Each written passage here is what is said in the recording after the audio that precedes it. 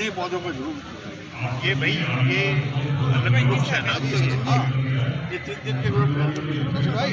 एक सेकंड।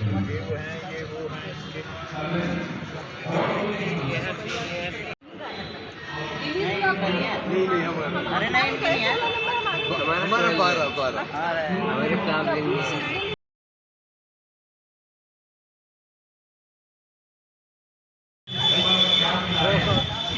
दिक्कत से मिल पाते हैं। हालांकि आजकल का तो जो ज़माना है उसमें गूगल से कहीं ना कहीं आदमी ढूंढ ही लेते हैं, जो कोई लगता है तो मिल ही जाता है।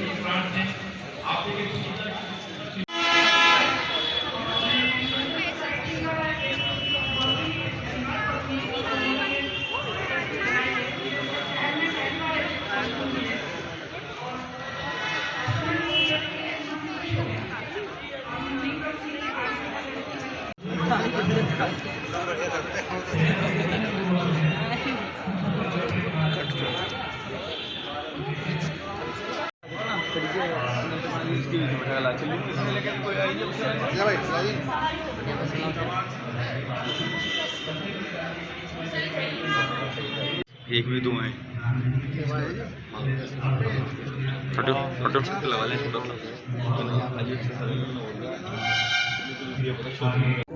मैं doctor Ashok Jain, retired professor और ख़ास तौर से प्लांट लवारी हूँ मैं, बस यही परिचय है मेरा। अच्छा डॉक्टर साहब, ये पुष्प प्रदर्शनी आपने लगाई है, किस उद्देश्य से लगाई है? किस तरह के पौधे इस प्रदर्शनी में? साहब बेसिकली तो ये बहुत पहले हम लोग लगाया करते थे, लेकिन बीच में गड़बड़ हो गया।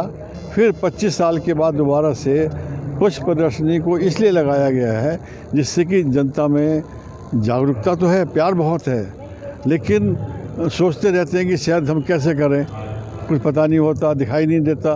अब जब आज मैं देख रहा हूँ, देख रहे हैं लोग बाग, फूलों वाले पौधे हैं, बोंजाई हैं, कैक्टस हैं, एक से एक बढ़िया श्रब है, एक से एक डिफरेंट टाइप के पौधे हैं। उनको देख कर इतने लोग आपस में खुश हो रहे हैं, बात कर रहे हैं। और अगर हमने अगले साल इसको कर पाए तो आप मान के चलिए कि कम से कम 4 या 5 गुना ज़्यादा हमारे पास एंट्रीज आएंगी। अच्छा डॉक्टर साहब, 50 साल पुरानी भी यहाँ पे दुर्लभ प्रजाति देखने को मिली है, जी, कैसे जी। आपने कलेक्शन किया है? ये तो साहब एक टेक्निक है बोंजाई में, उसको डिफरेंट वे से बड़े एक्सपर्ट लोग होते हैं जो कि उसकी ग्रोथ को, उसकी रूट सिस्टम को, उसके सूट सिस्टम को मैनेज कर पाते हैं, और उसकी उम्र भी होती है और उसकी शेप भी देनी पड़ती है। सब 25 साल बाद ये आयोजन हो रहा है जी। इसमें इस बीच में फ्लावर्स के लिए क्या इसमें कुछ चेंज आया है?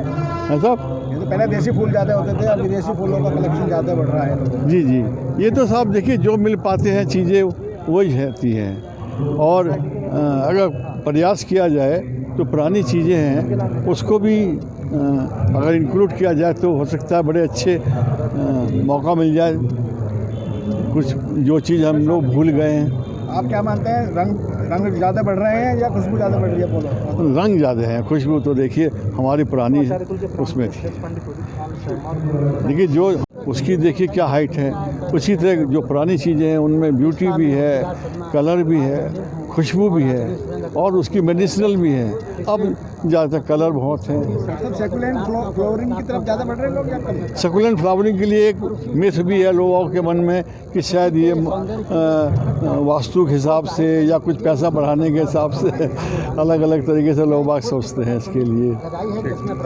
रचना, कहाँ से आई है? मैं मेरठ से आई हूँ। इसी प्रदर्शनी के लिए? हाँ जी। अच्छा, कितना आप लगाव रखती हैं, किस तरह से आप मैसेज देना चाहती हैं? मुझे तो प्लांट से बहुत ज़्यादा लगाव है, क्योंकि एक्चुअली मेरठ में हम लोगों का किचन गार्डन एसोसिएशन है और हम लोग हर साल वहाँ पर प्लांट्स के एग्जीबिशन हम लगाते हैं, फ्लावर शो करते हैं। तो मतलब देख के ये जैसे मुजफ्फरनगर में फ़र्स्ट टाइम ही ऐसे हो रहा है तो बहुत अच्छा लगा है देखकर कि लोगों में इतनी जागरूकता है कि लोग अपने घर में प्लांट्स वगैरह ग्रो करते हैं। इतनी सुंदर फुलवारी कर रखी है और मेडिसिनल प्लांट्स हैं, सब बहुत अच्छा है। मैं अशोक जैन सहारनपुर से आया हूँ। अच्छा अशोक जी, पुष्प प्रदर्शनी लगी है, किस तरह का आप मैसेज देना चाहते हैं इसमें? ये बहुत साल पहले हुआ करती थी, ये लोगों ने फिर प्रयास किया है इसके लिए, और मैं समझता हूँ कि बहुत जल्दी जितना हुआ है लेकिन बहुत सारे इसमें जो एग्जिबिट्स हैं वो अचंभित करने वाले हैं। लोगों ने बहुत मेहनत की है, इससे ये महसूस होता है कि पर्यावरण के प्रति लोग सजग हैं और काफ़ी उन्होंने पूरे साल, चूँकि एक पुष्प को करने के लिए बहुत मेहनत करनी पड़ती है, काफ़ी लंबे टाइम तक करनी पड़ती है, जो यहाँ पे लोगों ने की है और वो दिख रहा है। मैं बहुत जगह मैं फ्लावर शो की जजिंग के लिए जाता हूँ, यमुनानगर जाता हूँ, देहरादून जाता हूँ, मेरठ जाता हूँ, सहारनपुर जाता हूँ। यहाँ पे मैं आया हूँ इसमें, और मुझे देख के बड़ा खुशी हो रही है कि लोगों ने मुजफ्फरनगर के बहुत मेहनत कर रखी है।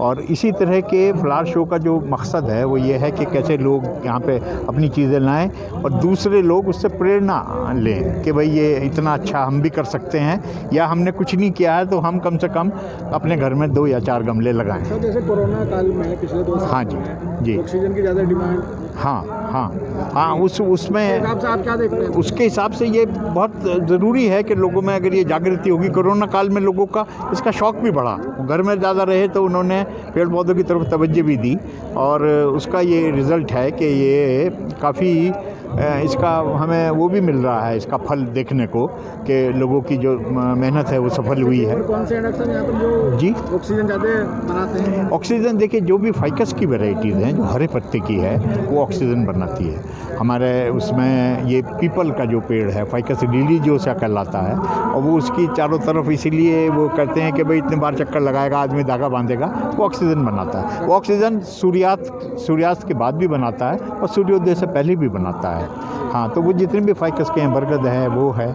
और बहुत सारी वैरायटीज़ हैं, तो वो उसके लिए बहुत अच्छी हैं। सेंसीवीरा आजकल चल रहा है, इसको स्नेक प्लांट कहते हैं, वो भी ऑक्सीजन काफ़ी बनाता है, वो कमरे में अंदर भी रखा जा सकता है। आप पक्षधर हैं या इसे अन्य? बोनसाई, हाँ, बोनसाई के लिए बिल्कुल अलग अलग लोगों की राय हैं। कुछ तो ऐसे हैं कि पेड़ को आप काट पीट के उसको खाना कम करते हैं, उसको काटते हैं, उसकी नेचुरल ग्रोथ है जो उसे नहीं करते हैं, तो वो बहुत सारे लोग समझते हैं कि बोनसाई पेड़ों के साथ में ज़्यादती है। आपकी क्या राय है? मेरी पर्सनल राय भी यही है कि पेड़ों के साथ में वो उनको, जैसे एक आदमी को लोहे के जूते पहना दिए जाएं कि पैर ना उसके बढ़ें या वो ना बढ़ें, तो वो एक अन्याय है।